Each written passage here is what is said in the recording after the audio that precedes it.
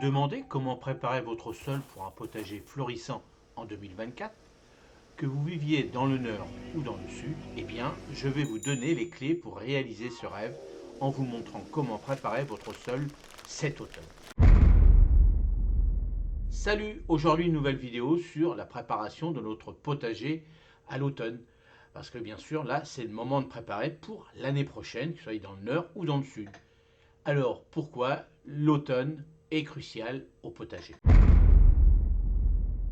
Vous vous demandez peut-être pourquoi l'automne est une période si importante pour votre potager. Après tout, la plupart des gens associent le jardinage au printemps et à l'été. Mais détrompez-vous, l'automne est une saison clé pour préparer le terrain pour l'année suivante. Voici pourquoi.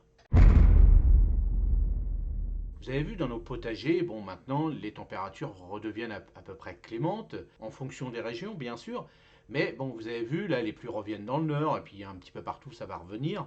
Donc c'est à ce moment-là qu'il va falloir préparer pour l'année prochaine. Par exemple dans notre potager, les récoltes se font à fur et à mesure et puis on libère les planches. C'est à ce moment-là qu'on va refaire notre plan de notre potager pour savoir ce qu'on va faire pour l'année prochaine. La préparation du sol en automne permet de créer un environnement riche et fertile pour les légumes que vous allez cultiver l'année suivante. C'est le moment de nettoyer, d'aérer et de fertiliser le sol pour qu'il soit prêt à accueillir de nouveaux légumes au printemps.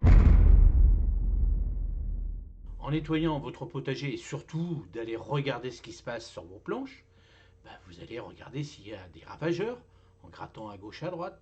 Regardez les tiges s'ils sont vraiment malades ou pas avant de les mettre au compost ou de les brûler. C'est comme ça que vous allez bien préparer vos planches pour l'année prochaine. En somme, ne sous-estimez pas l'importance de l'automne dans le cycle de vie de votre potager. Une bonne préparation automnale est la clé pour un jardin prospère et des récoltes abondantes l'année suivante. Je vais vous expliquer maintenant, à cette époque-là de l'année, on est en automne, et les différences entre moi, le nord, où j'habite, et le sud. Alors bien sûr, après, il y a l'est et l'ouest. C'est-à-dire dans les régions montagneuses, ils vont adapter leur culture, c'est-à-dire leur préparation de leur potager à cette saison, c'est-à-dire l'automne, et bien sûr, on adapte par rapport aux régions. Une petite annonce que je voulais faire, je vois que sur mon analytique de YouTube, c'est que vous êtes la moitié à regarder en tant qu'abonné et la moitié de non-abonnés. Les non-abonnés, allez-y, abonnez-vous. Ça me donnerait un petit coup de main. Je suis à plus de 70 000. Si tout le monde faisait ça à chaque vidéo, à la fin d'année, je serais à 100 000 abonnés. Ce qui me ferait énormément plaisir et qui me donnerait encore plus de courage pour continuer à vous faire des super vidéos. Alors les non-abonnés, ceux qui regardent avec passion mes vidéos, donnez-moi un petit coup de main. N'oubliez pas de laisser un commentaire et de liker mes vidéos. Merci.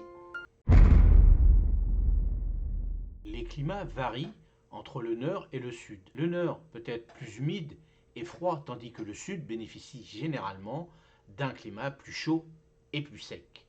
Ces différences climatiques affectent le type de légumes que vous pouvez cultiver et quand vous pouvez les cultiver. Ce qui est important, c'est de connaître la nature de son sol. En règle générale, chez moi, c'est plus argileux et plus humide. Par contre, dans le sud, ça va être plus sableux et plus sec. C'est pour ça que c'est très important de savoir la nature de son sol, parce qu'on ne pourra pas faire les mêmes travaux pendant l'automne que moi dans le nord et que les personnes du sud. Et pareil pour les personnes qui habitent dans des régions montagneuses, ça sera complètement différent. En fonction de vos régions, certains travaux de jardinage seront plus pertinents. Vous pourrez avoir besoin de protéger vos plantes du froid, tandis que dans le sud, l'irrigation sera une préoccupation majeure. Vous avez vu, dans certaines régions, il manque encore de l'eau. La première étape, on va regarder ces planches. Alors par exemple, moi dans mon potager, les planches sont libérées. J'ai déjà mis sur une planche de la bâche, c'est comme ça que moi je procède. Là, ce qu'il faut faire maintenant, c'est de regarder ce qui reste sur votre sol. Alors si vous pensez que vos débris, par exemple, sont infestées c'est des anciennes tiges qui ont reçu des maladies. Bon, prenez pas de risque, allez les brûler, et puis comme ça, vous êtes tranquille. S'il n'y a aucun problème, regardez, moi j'avais fait une vidéo, je vous ai montré sur une planche qui était encombrée, mais pas malade. J'avais passé la tondeuse pour faire des débris fins. Et après, ce que j'ai fait, j'ai mis directement une bâche pour être tranquille. Moi, je procède comme ça, c'est-à-dire que je mets pas mal de paillage qui rentre dans le sol, et c'est comme ça que ça donne de la nourriture en permanence. C'est comme ça que je fais. On appelle ça du compostage de surface, c'est-à-dire que j'évite de faire du compostage un peu plus loin. Alors j'en fais un petit peu quand j'en ai beaucoup, mais en règle générale, je le mets à fur et à mesure sur mes planches. Et comme ça, je suis tranquille, je sais qu'en permanence, il y a de la nourriture. Alors, si vous voyez des ravageurs, par exemple des souris, des trucs comme ça, bon, peut-être éviter de mettre une bâche tout de suite, laisser à l'air libre comme ça, passer, et puis bon, vous voyez, s'il n'y a pas trop de mauvaises herbes. Vous avez vu, moi je commence à avoir des adventices un peu partout, donc là, moi je vais mettre ma bâche parce que sinon, l'année prochaine, je ne vais pas m'en sortir du tout. Alors, en conclusion, ce qui est important, c'est de bien regarder, de bien observer l'ensemble de ces planches, mais continuellement, c'est-à-dire tout le long de l'année, pas forcément à l'automne ou au printemps. C'est un procédé qu'on doit faire régulièrement. Le plus important, c'est l'observation dans nos potagers. Alors, est-ce qu'on va aérer le sol en ce moment? Alors, ça, c'est votre choix personnel. Moi, j'ai toujours dit, je m'amuse avec mes bâches. Comme ça, je me casse moins le dos. Et vous avez vu le résultat, pour ma part, ça marche énormément. Alors, en fonction des sols que vous avez, de votre sol, s'il est très très compacté au démarrage quand vous débutez votre potager, bon, allez, un petit coup de grelinette. Bon, moi, j'en ai pas, mais je fais ça avec la fourche. Au début, c'est ce que je faisais, par exemple, quand je voulais faire mes carottes ou une semis de quelque chose à racines. Là, j'aérais un petit peu, mais légèrement mon sol pour être sûr qu'il soit décompacté au moment où les racines vont aller percer ce sol. Sinon, bon, évidemment, si vous ne faites pas ça et que vous avez un sol très très dur, là, vous allez avoir des carottes fourchues, mais mangeables, hein, sans problème. Donc après, c'est un choix. Après, si vous voulez labourer à grand labour sur ce que vous voulez, votre sol, bah faites-le. Hein, si vous avez l'habitude de faire comme ça, faites-le. Pour ma part, je ne fais plus de labour depuis déjà quelques années et bah, je m'en porte très très bien. Et pendant ce temps-là, au lieu de forcer à bêcher mes 100 mètres carrés à la fourche ou au motoculteur que j'ai pas, je fais autre chose. Je vous fais des belles vidéos. Après avoir nettoyé et labouré, si vous l'avez fait, votre potager, il est temps de passer à une étape tout aussi cruciale, la fertilisation. Un sol bien nourri est la base d'un jardin prospère. Alors comment fertiliser votre sol en automne? Il existe plusieurs types de fertilisants, des organiques comme le compost ou le fumier, aux chimiques comme l'engrais NPK. Chacun a ses avantages et ses inconvénients et le choix dépend de votre besoin et de votre philosophie de jardinage. L'application du fertilisant doit être faite avec soin. Suivez les instructions sur l'emballage et assurez-vous de bien répartir le produit pour une fertilisation uniforme. Trop de fertilisant peut être aussi néfaste que pas assez. Les nutriments, comme l'azote, le phosphore et le potassium, jouent un rôle crucial dans la santé de vos plantes. Un sol bien fertilisé fournira tous les éléments nécessaires pour une croissance optimale. Le moment idéal pour fertiliser votre potager dépend de votre situation géographique. Le nord et le sud a quand même pas mal de différences. Je vous explique comment on doit faire. Au nord, après les gelées, généralement on le met en avril ou mai. Il faut souvent mettre une première couche de fertilisant pour stimuler la croissance des plantes. On refait une fertilisation en été, surtout si on a des légumes fruits. À l'automne, une légère application de compost peut être bénéfique pour préparer le sol pour l'hiver et l'année suivante. Cela est généralement fait en septembre ou en octobre.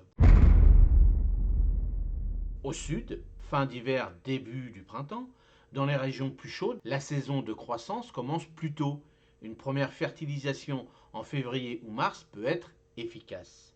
Fin du printemps, début d'été, une deuxième application peut être utile pour soutenir la croissance pendant les mois les plus chauds. À l'automne, comme dans l'honneur, une application d'automne peut aider à enrichir le sol pour la saison suivante. Cela peut être fait en octobre ou novembre en fonction du climat local.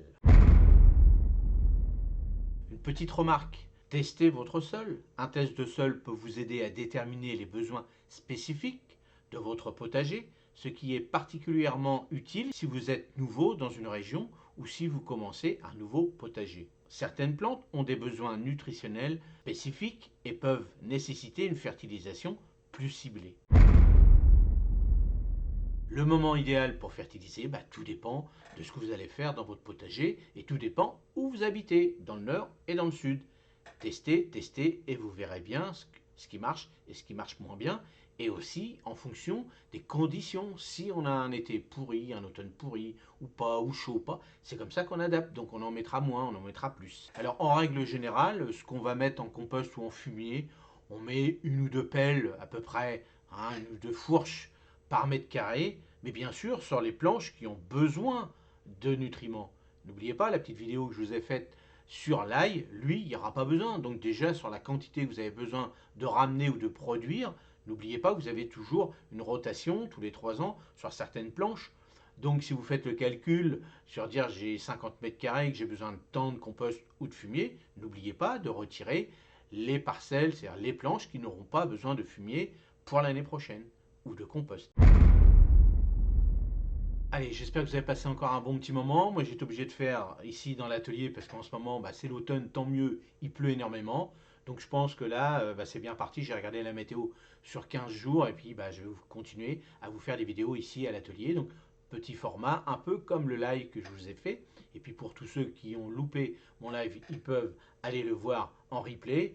Et puis, n'hésitez pas, comme je vous ai dit sur ce live, à me laisser des commentaires, à me donner des idées de ce que je pourrais faire comme vidéo. Là, on arrive en pleine période hivernale où là, on va faire des petites vidéos un peu plus cocooning, des histoires, des petites choses. Et comme j'avais expliqué dans le live, si vous avez des articles sur le domaine du potager, du jardinage en règle générale, n'hésitez pas à me les transmettre, comme ça je pourrai les proposer quand je vais faire mes lives. Allez, moi je vous dis merci encore et n'oubliez pas, si vous voulez me donner un petit coup de main sur la chaîne, j'ai réalisé des fiches techniques sur mon site. Vous avez vu que j'ai fait les fiches à l'unité, comme ça vous permet de ne pas prendre le pack complet et surtout ça me donne un petit coup de main pour continuer à vous faire des super vidéos. Allez, je vous dis à la prochaine vidéo. Salut!